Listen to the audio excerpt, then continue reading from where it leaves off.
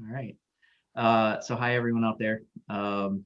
Welcome. My name is Conan Smith. I'm the president and CEO of the Michigan Environmental Council, and I'm so grateful to Representative Aiyash and Representative Rachel Hood for inviting us to participate in this announcement of some really exciting and important legislation. It's been a hectic week for environmental news with Line 5 and budgets and that sort of thing. So I'm glad we get a little bit of attention to something that is so critically important. Environmental justice policy at the state of Michigan has been lagging far behind. We've seen great strides made in other states, and it's time that Michigan makes similar strides. We're joined today also by Jeremy Orr from the Michigan NAACP and Justin Onwenu from the Sierra Club. Thank you all for being a part of this today. Journalists, we've set aside some time at the end for questions for you.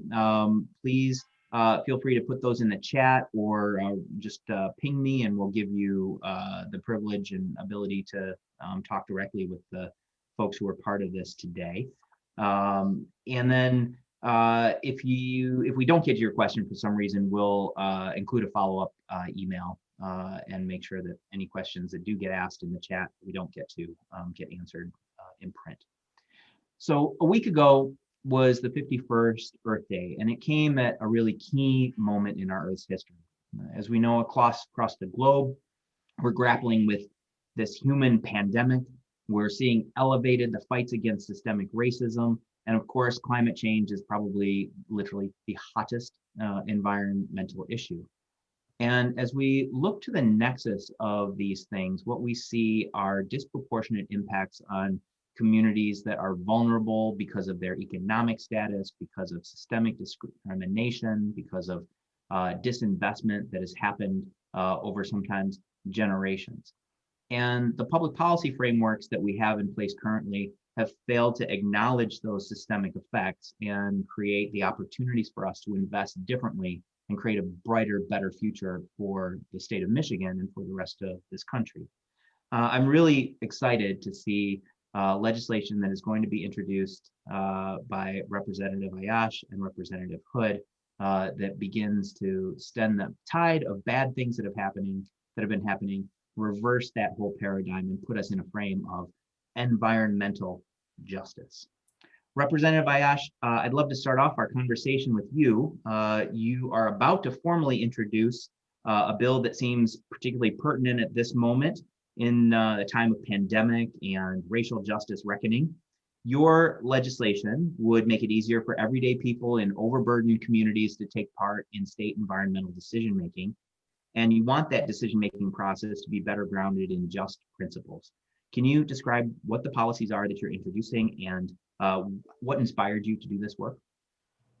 Yeah, so, I thank you for having us, Conan. I think for me, I think about this in the context of my life growing up. So I live in Hamtramck, which is a small city surrounded by the city of Detroit. And immediately around Hamtramck, you'll find a lot of these industrial zones. So Poletown, where you saw a lot, Milwaukee Junction, all of these areas that have locations where factories were present. The GM Poletown plant is the one that's the most famous, I suppose. And I remember growing up as a kid, walking to school, and as I walked to school every single morning, I would smell the burning trash from the incinerator right across the freeway. And this was something that was the norm, right? And you look all across the city of Detroit and the surroundings, a lot of kids grew up with thinking this was normal, that smelling emissions out of the air, seeing smog when you're going to and from school, when you're playing in the park, dust on the playscapes, all of these things were unfortunately something that we grew up thinking was just a way of life. And as I got older, I began to realize that this was never okay, right? A lot of our communities have faced the brunt of these facilities emitting major sources of pollution. And what you notice is all of these communities tend to be Black, brown, working class, and poor. And this was an issue that when you fight it on the state level, and this is where I got some of my work started with the late Isaac Robinson and his mother, Rosemary Robinson, in fighting against US Ecology, a toxic waste facility that was trying to do wastewater treatment, among many other things, expanding their storage facilities from about 60,000 gallons to 640,000 gallons of this waste. So you're looking at a 10 times expansion. So we organized our community. We fought tooth and nail to try to stop this expansion. And we kept hitting a roadblock. Every time we go talk to at what was then the MDEQ, we're hearing this conversation of, well, the law doesn't allow us to take the considerations of the community's impact of health measures, so long as they're meeting the requirements that the EPA is setting for the emissions, so long as you're meeting the requirements of inspections and things of that nature, we have no choice but to legally grant them this permit.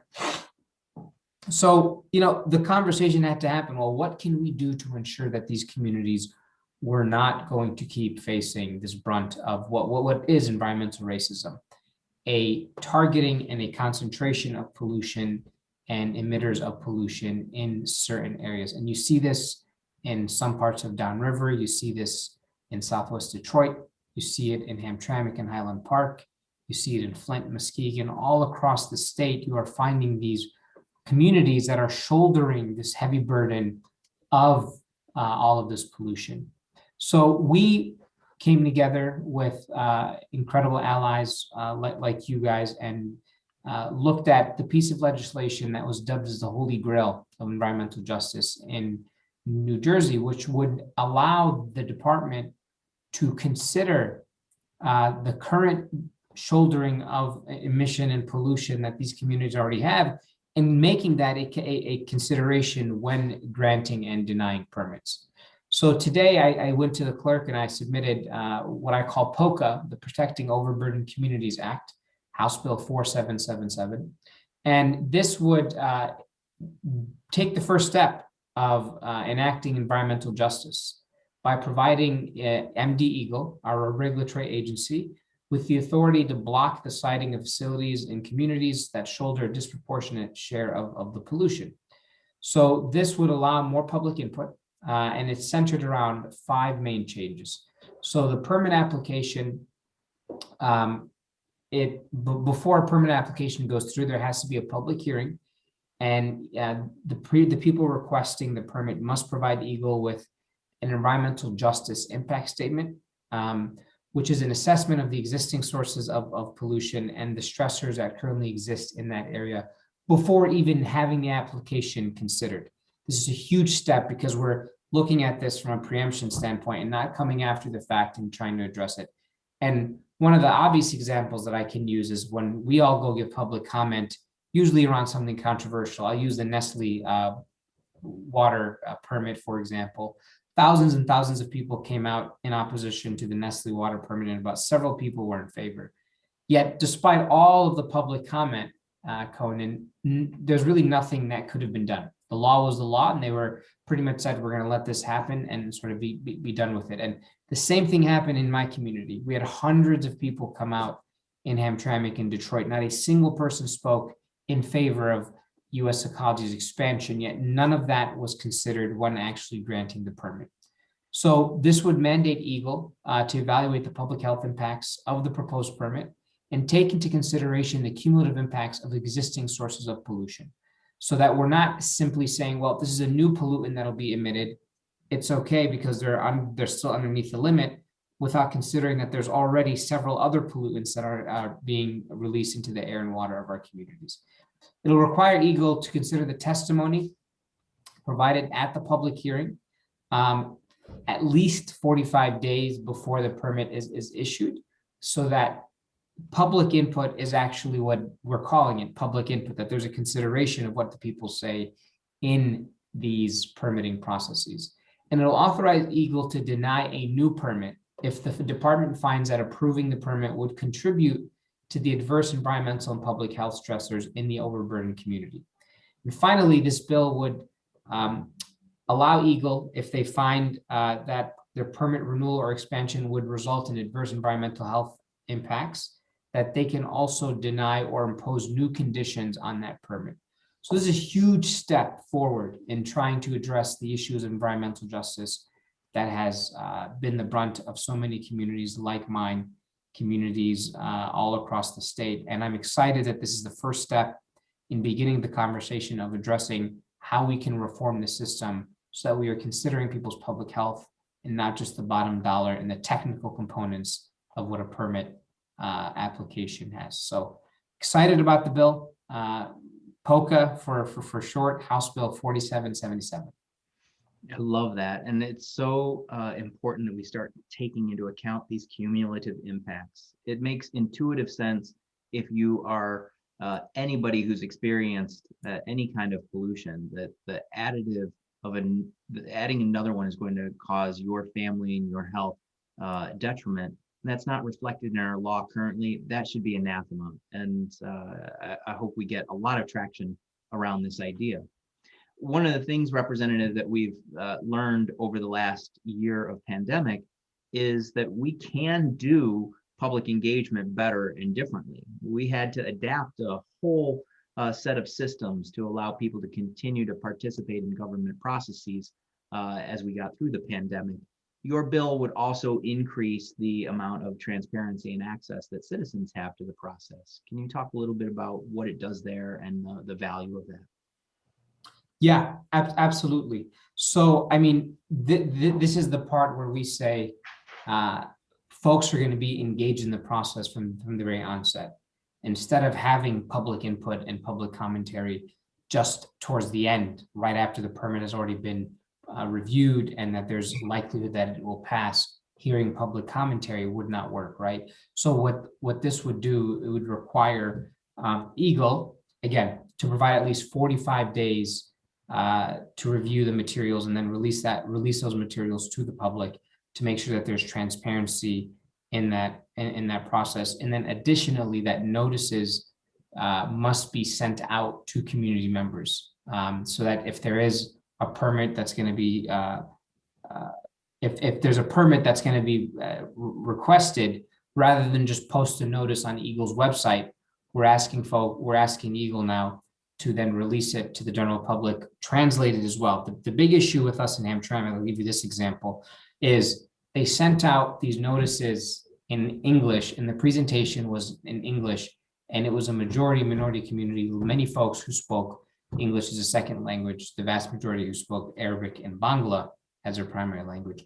And there was no way for them to really understand what was happening, right? And the excuse is always, oh, well, these are technical things, even if we did explain it, folks would understand. But, that isn't what people were asking. We didn't wake up one day and say, teach us how to be chemists.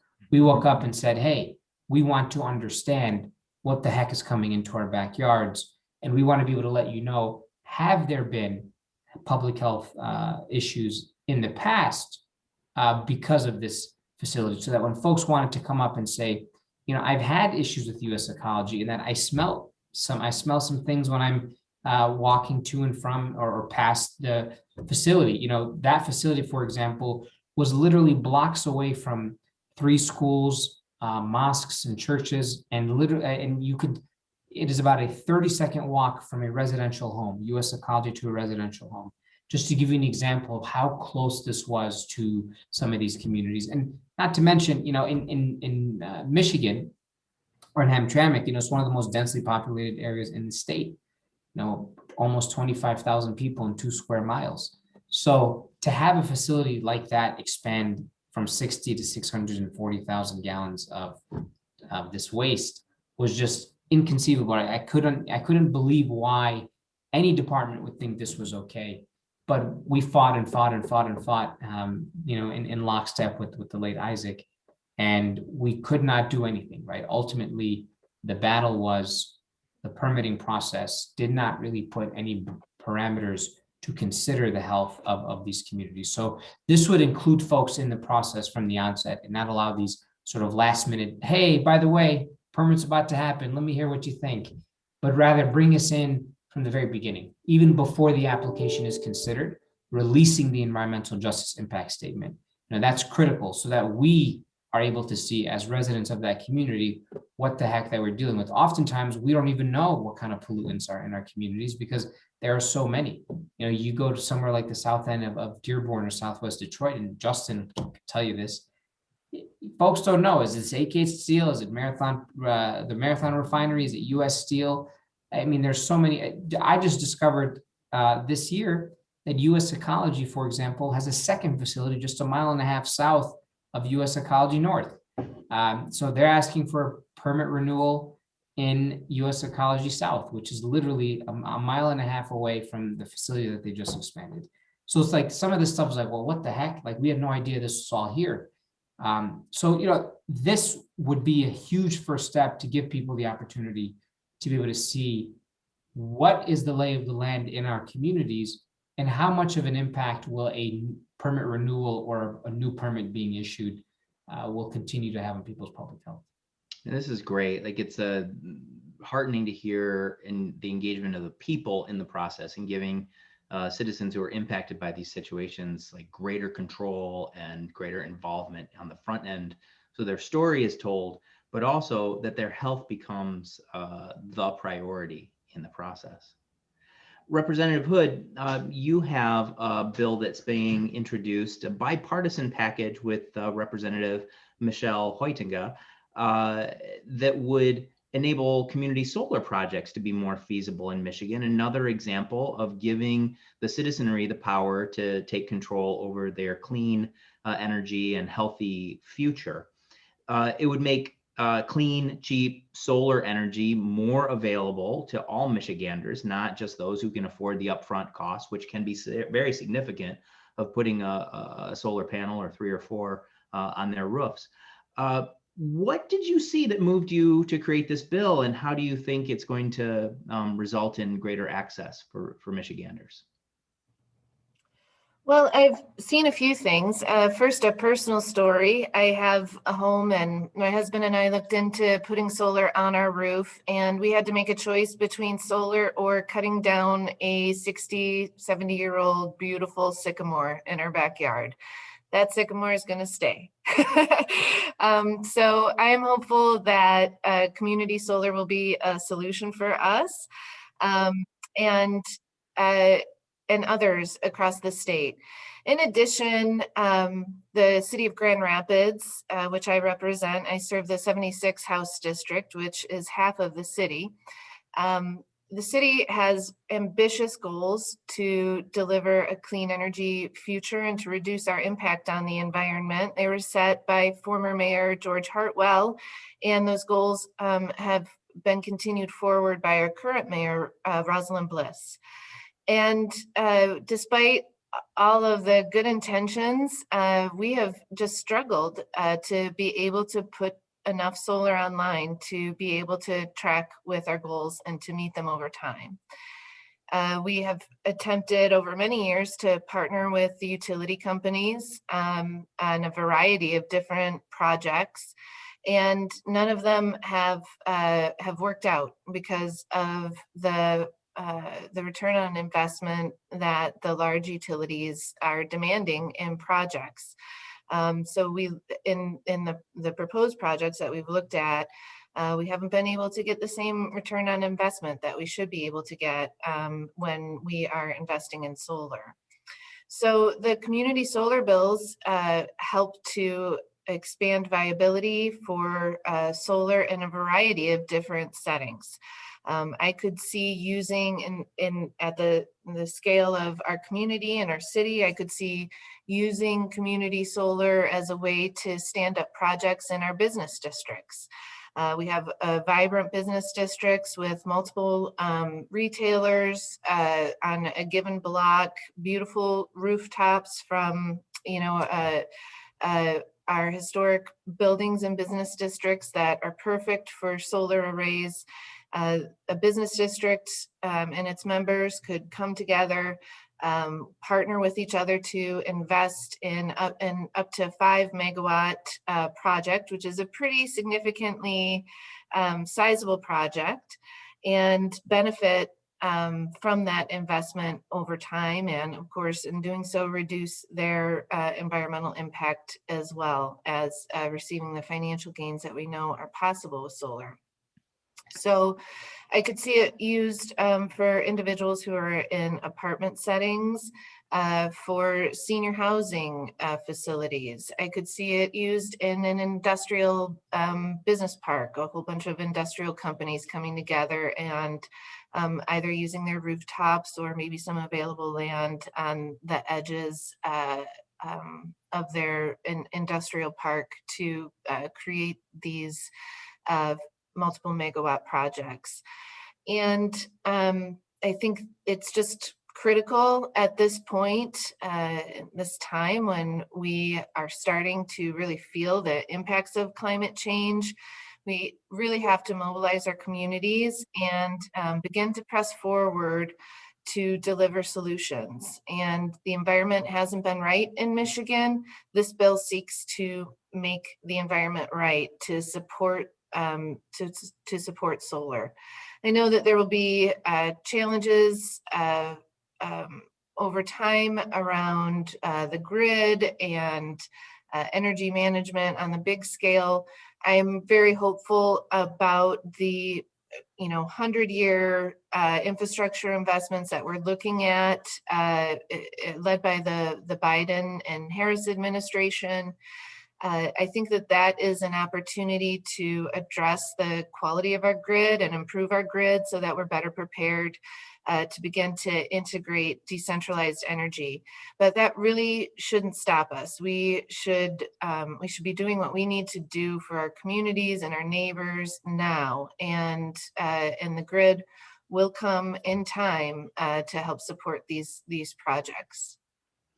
I really appreciate the attentiveness to energy justice that your bill brings, and the opportunity that it presents for mixed income communities to develop in ways that are equitable and can provide clean energy to all of their residents. As you said, it could be a big boon to business parks, to neighborhoods, to apartment buildings.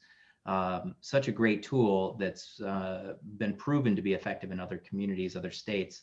It really is time that Michigan has this. Representative Hood, you spent a decade before becoming a state representative running an environmental organization yourself, the West Michigan Environmental Action Council.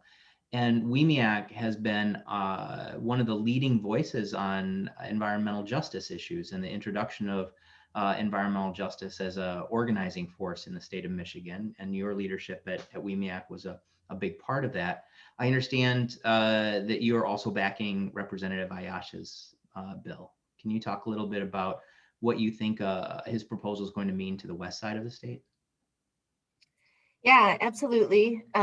Grand Rapids is not as densely impacted by polluters, but we certainly have legacy issues, legacy contaminants of concern.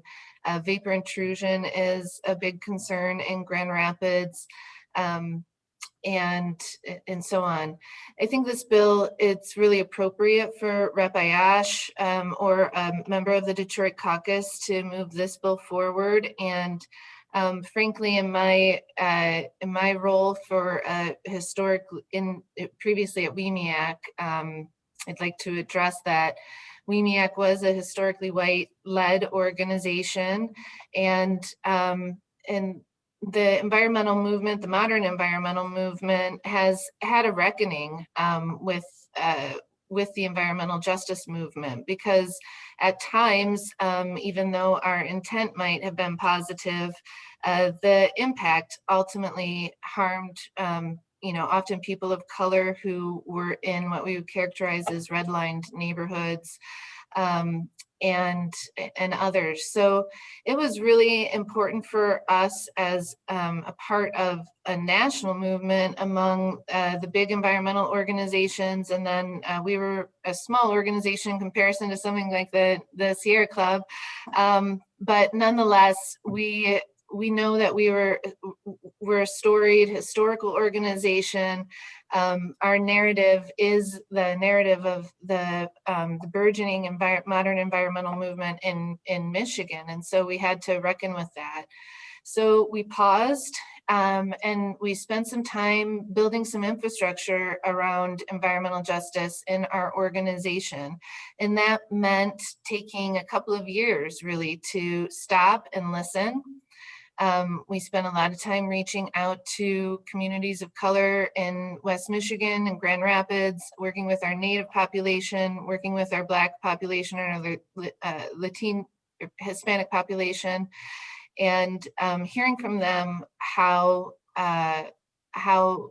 they feel about the environmental issues that they face, and helping us define what those are, and then figuring out how our organization can be allies in that work.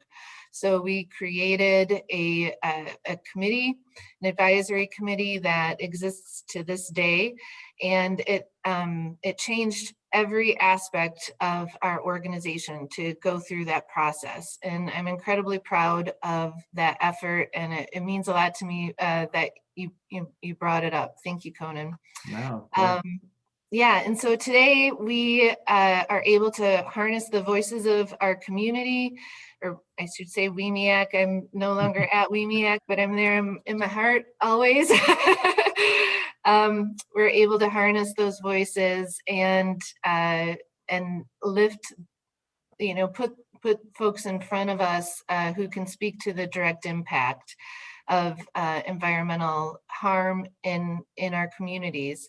And for us in West Michigan, while we don't have big polluters who are impacting us, our top issues are lead poisoning.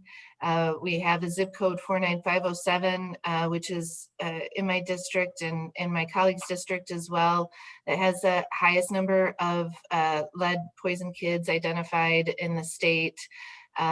We have the vapor intrusion issue with former dry cleaning operations that left contaminated brownfield sites behind, and located within proximity to homes that are older and have rock foundations that allow vapors to move into homes themselves.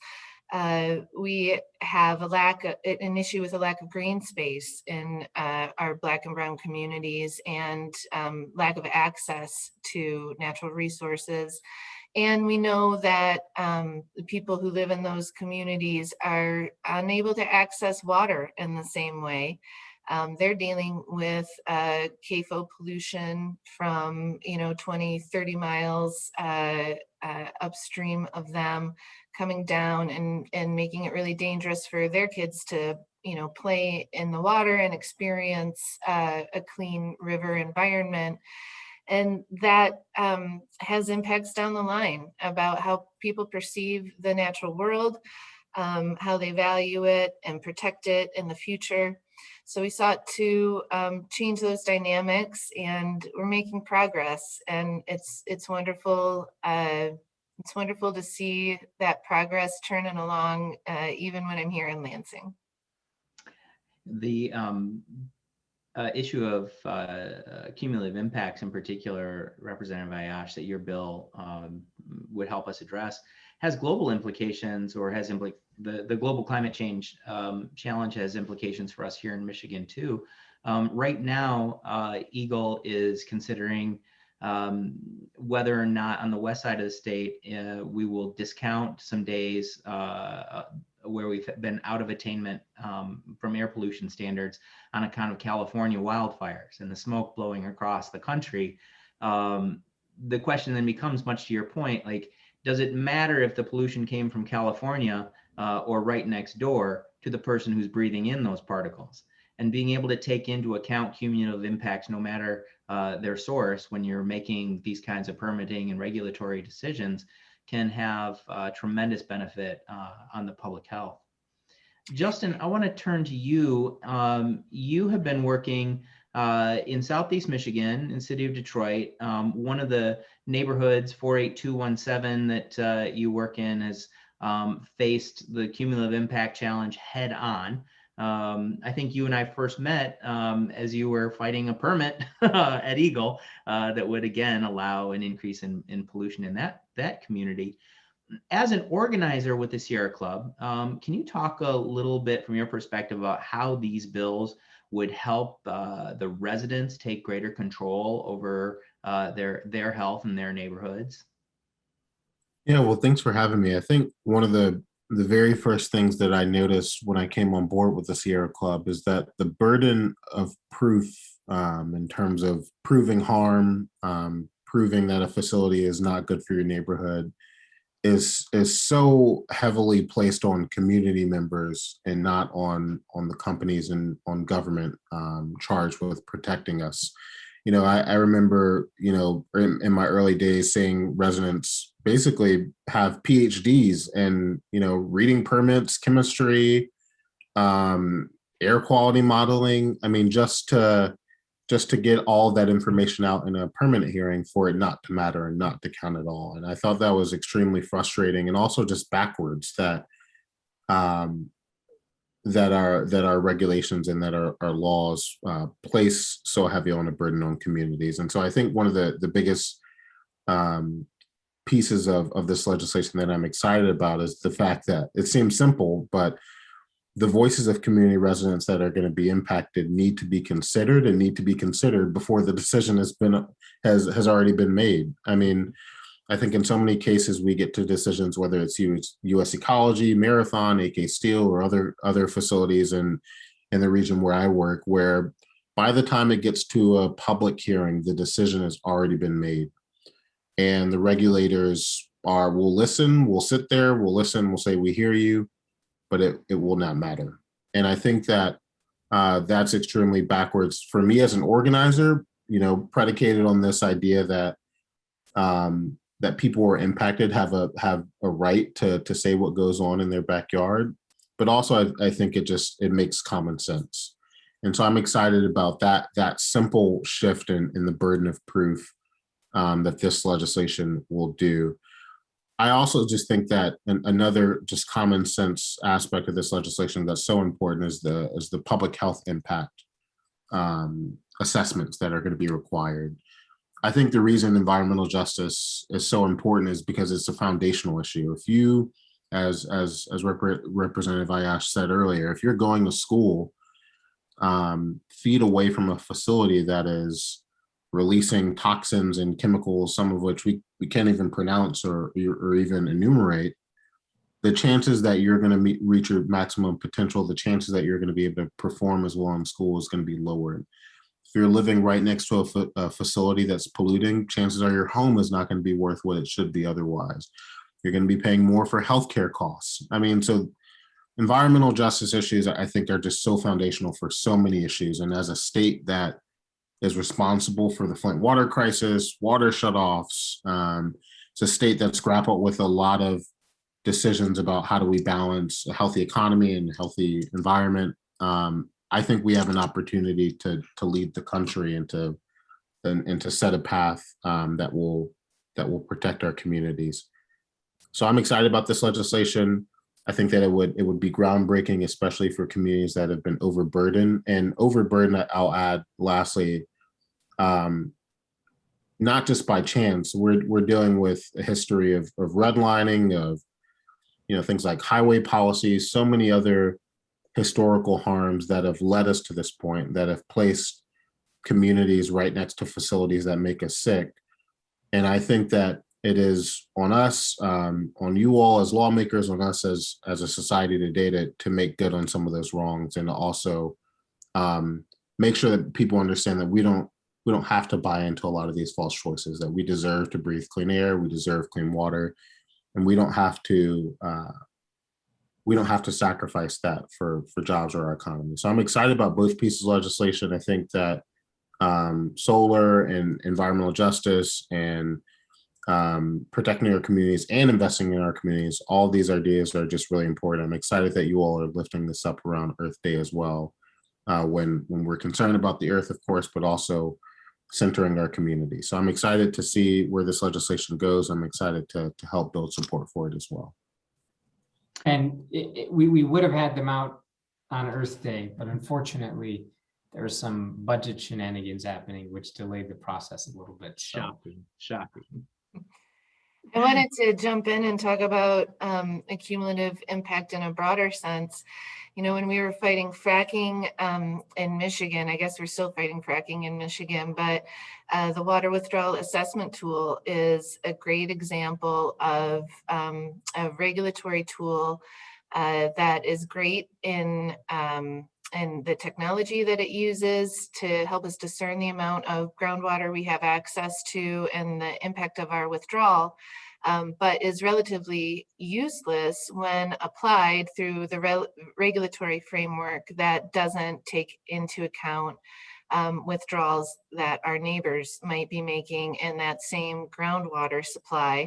And we saw this moment, gosh, this would have been like 2010, 2011, when Kalkaska was suddenly out of water because so many fracking operations had been permitted, I think 5 within the same groundwater supply and within close proximity to each other.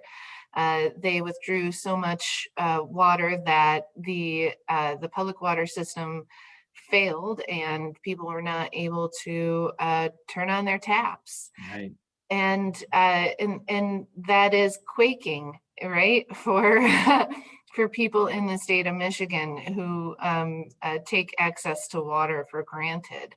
And it's a vivid reminder that we are in charge of 20% of the world's accessible fresh water, that is our competitive advantage in the globe. And as we look at a dynamically changing environment resulting from climate impacts, and that we need to act quickly to begin to address these issues.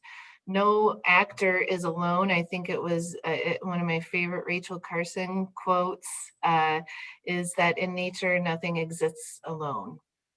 And that goes for the regulatory process as well. This is a great opportunity to pivot to you, Jeremy. You cut your teeth as an organizer, and now you're an environmental attorney. You worked on water issues across the Great Lakes Basin in Detroit, in Chicago, and you've seen the consequences of citizens' inability to access the regulatory process, but you've also played an important role in lifting up voices through those legal processes. How do you see the kind of legislation we're talking about today benefiting a cleaner, brighter environmental future? Yeah, I'll speak specifically, start out with the the issue of permitting, because that's the regulatory part that we lack access and opportunity to engage in. So as a NAACP member and chair of environmental and climate justice for the Michigan State Conference NAACP, I know all too well the racial disparities in environmental pollution and enforcement. I grew up spending much of my time at my grandparents' house in Southwest Detroit, 48217 zip code. One of the most polluted zip codes in Michigan, if not the most polluted, playing in the shadows of oil refineries that I could see literally from their backyard, right? Just separated by, a few yards. But it wasn't until I got a little older and got into this work, like you mentioned, Conan, that I began to realize for myself, man, just how severe these environmental and health disparities were. There were landmark reports in the 80s and 90s that showed communities of colors were 2 to 3 times more likely to live near hazardous waste facilities.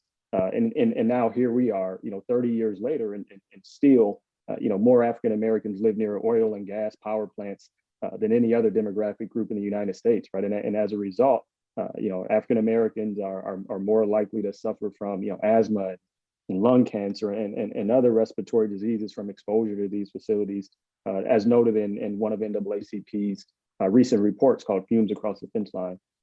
And this entire time, right, in that 30-year window that I mentioned since these reports first started coming out, overburdened communities throughout Michigan have, lacked, protections from regulators and the tools necessary to protect themselves from these polluters. And the permitting processes, have always been the most elusive process for residents to engage in, at least in a meaningful way, because they don't always account for how their communities are disproportionately impacted. Right. So I think, this bill in particular creates some accountability by requiring, an environmental justice impact assessment and requiring these public hearings. Because as it stands today, there is no state, law, there is no federal law that specifically calls out environmental justice that's on the books that acknowledges these environmental disparities and provides for any sort of specific protections for, to be enforced by regulators or in some sort of court of law.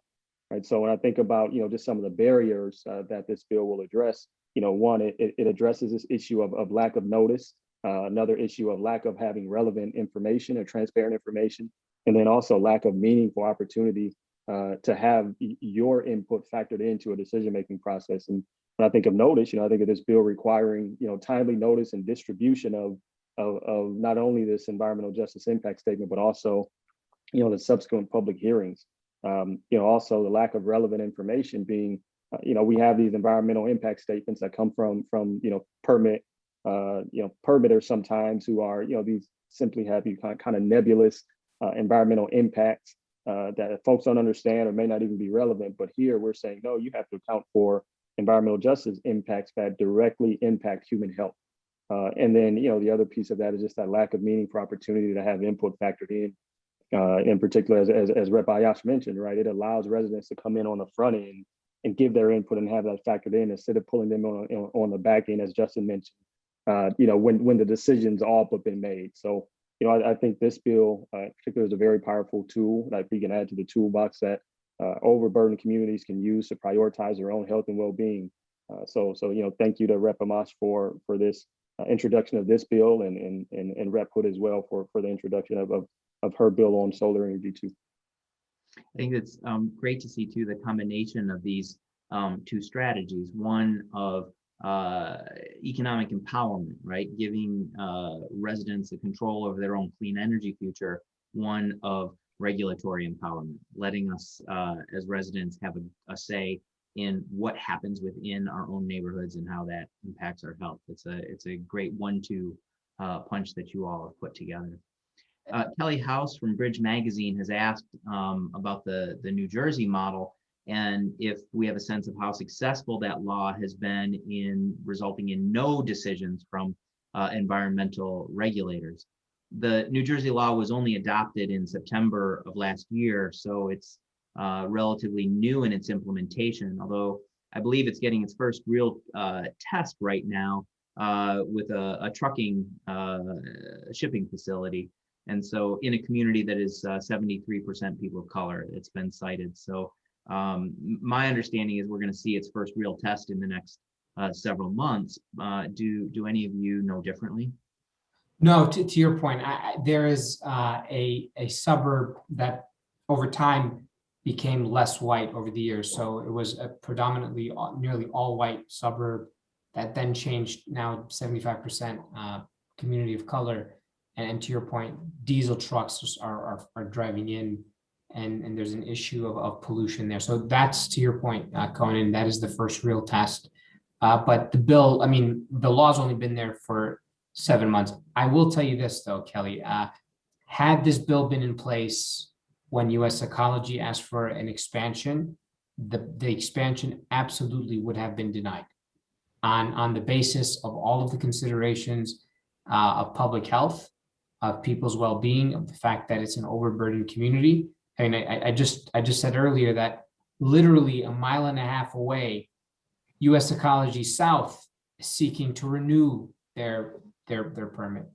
So, this is important because it really, when we talk about community input in, well, first of all, when we talk about racism and racial justice, it's not just about police, right? We like to pigeonhole racial justice, namely is about affirmative action and police, right? It's actually very much so environmental justice, because we know that the brunt of the communities that face this impact are these communities. But then to add what Rep. Hood is addressing, being able to allow communities to strongly consider solar energy, when the environment is not an either or type of situation, right? We can tackle the issue of pollution and overburdened communities and also continue to expand and invest in new technologies and new energy sources that are sustainable. And the key point here is the community input is so critical in that entire process. When you're allowing industries, whether it's solar industry or environmental polluters, not the same at all. But when you're allowing those entities to sort of dictate the terms of what happens in a community, that's a problem, right?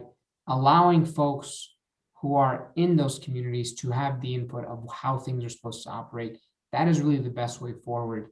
And, you know, this is going to be really life-saving legislation, because you're going to be able to have communities that can fight back against expansions and renewals. I remember just, 3 or 4 years ago, AK Steel was looking to get a permit renewal in the south end of Dearborn.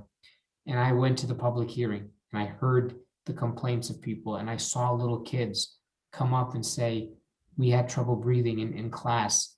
And you heard all of these things, the students, the teachers, the staff at Salina Elementary in the south end of Dearborn. Rep. Hamoud was there. All of that, everything that was set to DEQ was pretty much dismissed as not relevant to the actual point. Representative, is inside your bill, how do you address the threshold question? When is pollution too much pollution? How is that decided? Is that on the basis of a specific public health measure, or is it reflective of the views and concerns of community members? What's the framework in your legislation for that? So the legislation defines an overburdened community up to a census block, which is really specific. I mean, you're allowing folks to decide neighborhoods, tens of houses versus an entire zip code on 3 fronts. If at least 35% of households living at or below the federal poverty line are in that area, at least 40% of residents identify as a minority group, and at least 40% of the households have limited English proficiency. So if these communities would be dubbed as overburdened communities, but then you're also looking at the overall impact. So this would require, before someone would get a permit, to release an environmental justice impact statement, to not, to what Jeremy talked about, not just having them submit a form and an application where there's a bunch of nothing written in there, right?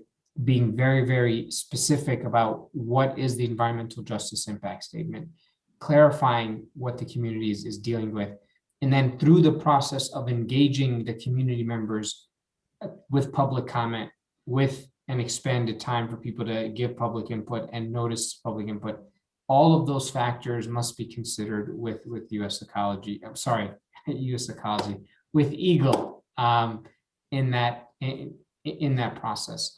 So there are 11 types of facilities that this legislation would address, and I could list them right now. Or I can send you a copy of the bill. It should be enrolled into the journal on Tuesday, and it'll be House Bill 4777. It was submitted to the clerk today, but essentially sludge processing facilities, sewage treatment plants, any major source of air pollution as regulated by the EPA. Disposal areas, recycling facilities that receive 100 tons of material a day, scrap metal facilities, which are all over Detroit, composting facilities, CAFO facilities, which I know Rep. Hood talked about, mines, and then other hazardous waste facilities. So it would be anytime someone is looking to renew a permit in those areas, they would have to go through this process and begin to take public comment. And then the public and the community gets to drive the disparate impacts. Now, if no one comes up and says, we don't have any health issues, then technically the permit would be granted, right?